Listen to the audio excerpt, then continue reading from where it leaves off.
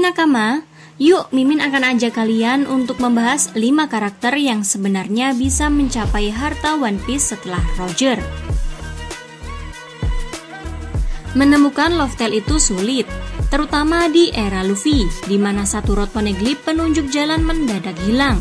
Tapi selain Goldie Roger, sebenarnya ada karakter One Piece yang bisa menemukan Love-Tale dan mencapai harta One Piece setelah sang Raja Bajak Laut mati. Siapa saja? Check this out. Yang pertama ada Shanks. Shanks sudah berniat untuk ke Love-Tale dengan kapalnya sendiri setelah sebelumnya ia nggak ikut ke pulau. Berhubung Shanks ini ikut petualangan Roger, ia bahkan sudah tahu di mana saja semua rod poneglyph yang eksis. Meski begitu, sejak eksekusi Roger hingga 6 tahun Shanks menjadi Yonko, Shanks seperti nggak berminat untuk menemukan Love-Tale nakama. Kenapa ya? Saat setelah eksekusi Roger, Buggy mengajaknya di Loguton pun Shanks sempat menolak dan mengatakan untuk saat itu dia belum ingin ke sana. Yang kedua ada Silver's Rayleigh. Kalau sekedar menemukan Love-Tale lagi, Rayleigh seharusnya bisa.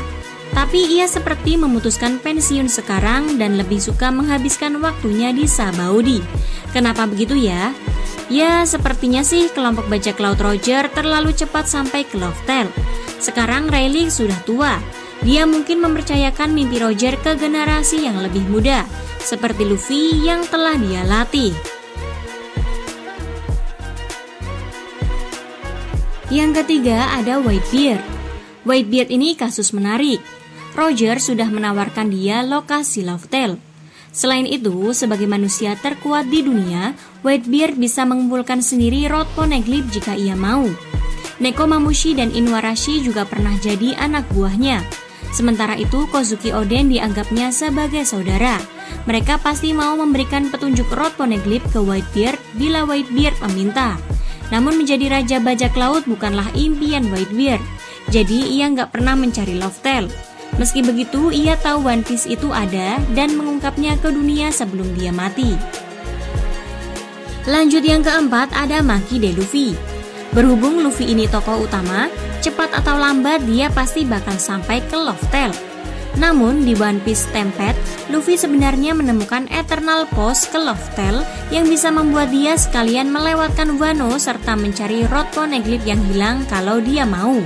Luffy memilih menghancurkan Eternal Post tersebut.